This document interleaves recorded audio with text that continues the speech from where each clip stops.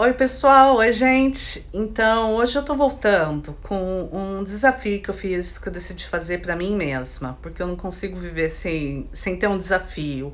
E nesse confinamento tá difícil de achar um desafio. Então, o que que eu resolvi fazer? Eu resolvi fazer um desafio de escrita criativa, de escrita de ficção. Então, a ideia básica é, em 30 minutos, eu tenho que escolher um objeto ou uma palavra e criar uma história de ficção usando esse objeto ou palavra como personagem principal. Eu vou olhar em torno de mim, vou pegar um objeto. No início dos 30 minutos, eu olho em torno de mim, pego um objeto, começo a escrever. E tem que ser. E vocês vão ver, vocês não vão me ver, mas vocês vão ver a tela do meu computador, porque eu vou usar o Capture do meu Mac para filmar a tela do meu computador para vocês me verem escrevendo e verem o tempo marcado em cima para ver que foi realmente 30 minutos. E vai ser feito. A regra é que não pode ser uma coisa da minha vida pessoal, tem que ser inteiramente ficção, tem que ter um final, eu não posso largar na metade. E se por acaso, às vezes, quando você está escrevendo sob pressão, ocorrerem erros, ou às vezes você é inspirado sem querer por alguma outra obra, no final eu vou ler o texto e vou falar para vocês se foi inspirado em alguma coisa, o que foi que me inspirou aquilo, se foi inspirado por alguma outra coisa, tá certo? Algumas vezes o texto vai ser, eu vou fazer o texto em português, algumas vezes vai ser em inglês e algumas vezes vai ser em francês. Quando for em inglês ou em francês, eu vou obviamente traduzir o texto e ler para vocês no final, tá? E a tradução. Eu vou avisar sempre no início do vídeo se o texto vai ser feito nesse dia em inglês, em francês ou em português, tá certo?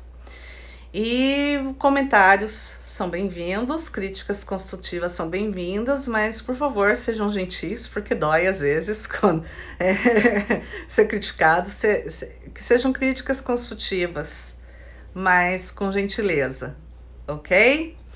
Então, hoje eu vou fazer o texto em inglês. Então, eu vou começar daqui a pouco o meu exercício, o meu desafio. E aí, depois, no final, eu volto para traduzir o texto e para contar para vocês no que é que deu. Tá bom? Então tá. Um beijo a todos.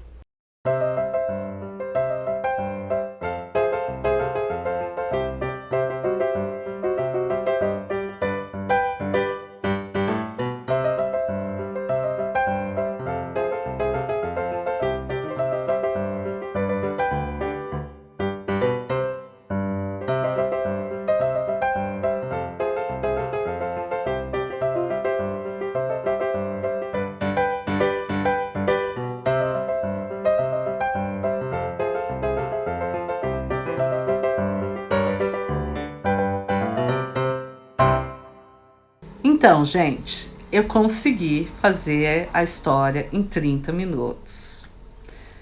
Eu vou traduzir ela e depois eu volto aqui e leio para vocês a tradução, tá ok? Aí depois eu boto a história na descrição.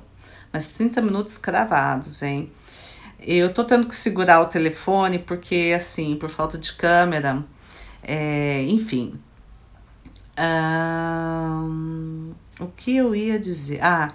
Como eu fiz correndo, pode ter alguns erros históricos, tá? Inclusive, queria dizer que eu não tive inspiração de nenhuma outra obra literária. A minha inspiração foi realmente uma inspiração histórica da Segunda Guerra Mundial. Então, podem haver, como eu não tive tempo de verificar as datas e os locais, em que aconteceram as coisas, pode acontecer de ter algum erro ali, tá? De um erro histórico na linha do tempo ali. Mas, enfim, eu vou colocar a história do jeito que ela tá, eu não vou corrigir, eu vou traduzir do inglês. Eu escrevi, hoje eu tava com vontade de escrever em inglês, escrevi em inglês, vou traduzir para o português, literalmente, e não vou fazer correções, então não se preocupem que eu não vou é, colar, vamos dizer assim, eu vou botar realmente do jeito que tá. Então, até daqui a pouco, quando eu voltar para. Depois que eu traduzir, que eu vou voltar para falar com vocês. Até mais. Oi, gente, tudo bem? Voltei com a tradução.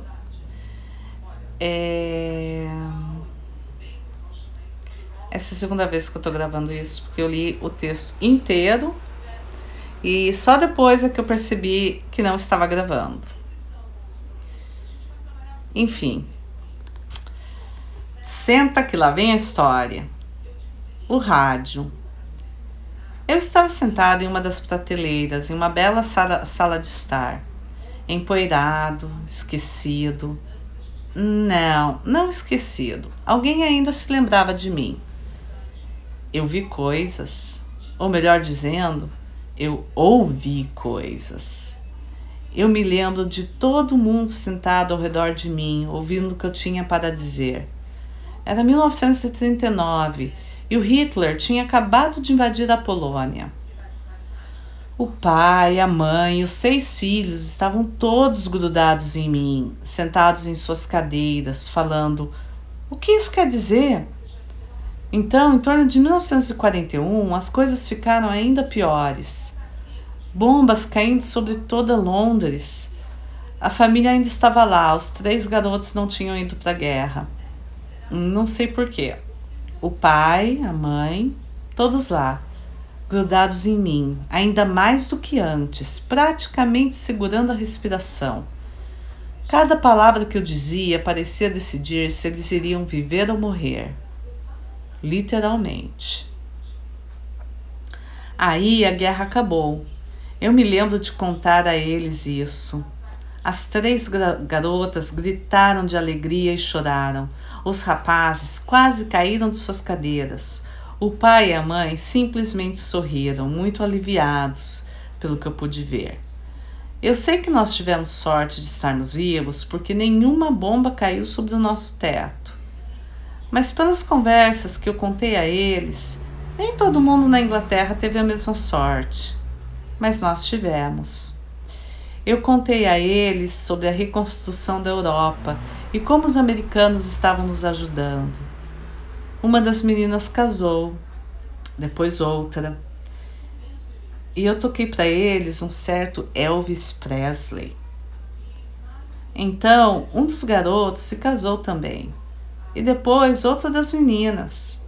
E aí os outros 2 garotos se casaram quase que ao mesmo tempo. Nessa época, eu estava tocando muito para eles um certo grupo de Liverpool, um tal de Os Beatles. Eles pareciam gostar muito. Algum tempo depois, as crianças começaram a ter as suas próprias crianças, e o pai e a mãe se tornaram o avô e a avó.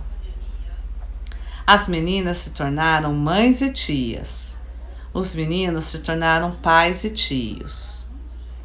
Nessa época, eu comecei a ter novos companheiros. Tinha um que quase me deixou cair no esquecimento total. Ele dizia coisas e mostrava imagens. Eu estava com ciúmes. Aparentemente, a minha família demorou para trazer esse novo irmão, esse invasor para nossa casa. Mas a avó ainda me escutava enquanto estava cozinhando. O avô gostava de escutar o que eu dizia de manhã, enquanto estava se barbeando. As crianças, ou melhor dizendo, as novas mães e pais, já não ligavam mais para mim. Bom, a vida é assim mesmo. Tantas coisas se passaram, eu queria tanto contá-las a eles. Eu queria contar a eles quando o primeiro homem pisou na lua, mas eles preferiram o invasor. Graças a Deus, eu tive a sorte de poder repetir a história para a avó enquanto ela estava preparando o almoço no dia seguinte. O tempo passou. Eu sentia que as minhas energias estavam acabando, mas ninguém parecia ligar. Aí o avô morreu. Então, coisas novas começaram a aparecer do nada. Uma caixinha que abria sua boca para engolir um disquinho prateado. Ninguém queria mais me ouvir. Agora mais do que nunca. Aí a avó morreu também. Alguém de luto resolveu fazer almoço e lembrou de me escutar de novo. Mas ela caiu em prantos e um dos seus filhos me silenciou. De novo. O silêncio pode ser como uma facada. O silêncio é leve, mas pode ser muito, muito pesado. E eu era muito pequeno para carregá-lo. Mas eu ainda estava vivo, se pudermos colocar assim. Minha casa foi vendida e eu fui colocado num quarto muito velho, muito empoeirado na nova casa. Meus companheiros eram caixas. O velho invasor também foi colocado lá. Agora que eu estava começando a gostar dele. Talvez porque agora eu tinha visto que ele também tinha sido substituído por outra pessoa. Ciúmes. Que sentimento horroroso. Mas eu não consegui evitar. Bom, desnecessário contar, mas os netos cresceram e se casaram também. E tiveram seus filhos também. Um dia, alguém veio e levou alguns dos meus companheiros embora. O garoto, ou melhor, o pai agora, estava para sair quando me viu. Ele hesitou por um momento. Aí ele virou e me pegou, me colocou dentro de uma caixa com outros irmãos e irmãs. Eu fui levado para uma nova casa. O pai ia me colocar em outro quarto velho e empoeirado. Mas aí uma coisa aconteceu. O filhinho dele me viu na caixa. Pai, que é isso? É só um rádio velho, filho. Pertencia ao meu bisavô. Posso ficar com ele? Pra quê? Eu quero brincar com ele. O pai olhou para o filho, pensou um pouco e disse: Ok. O menino me levou para o seu quarto e começou a tirar pedaços de mim. Substituiu partes do meu corpo com partes novas. E quando ele terminou, foi direto mostrar para o seu pai, orgulhoso como um pavão. Olha, pai, eu consertei ele. E ele me ligou e eu comecei a falar de novo. O pai olhou muito surpreso e satisfeito ao mesmo tempo. Isso é maravilhoso, filho. Esse rádio não funcionava por anos. Anos nada, você é que não me deixava falar. O menino cresceu e foi para a faculdade. Ele me levou com ele. Às vezes ele gostava de ouvir o que eu dizia, às vezes ele gostava de ouvir o que eu dizia quando ele estava quase dormindo. Ele se tornou um exímio engenheiro. Trabalho excelente, ótima casa. Mas às vezes, quando ele volta do trabalho com um olhar triste, parecendo que o mundo o esmagou, ele olha para mim na prateleira e me deixa falar. Aí os olhos dele brilham de novo. E ele sabe que é capaz de qualquer coisa se ele for capaz de me dar a vida de novo. Fim. Espero que tenham gostado. Até a próxima.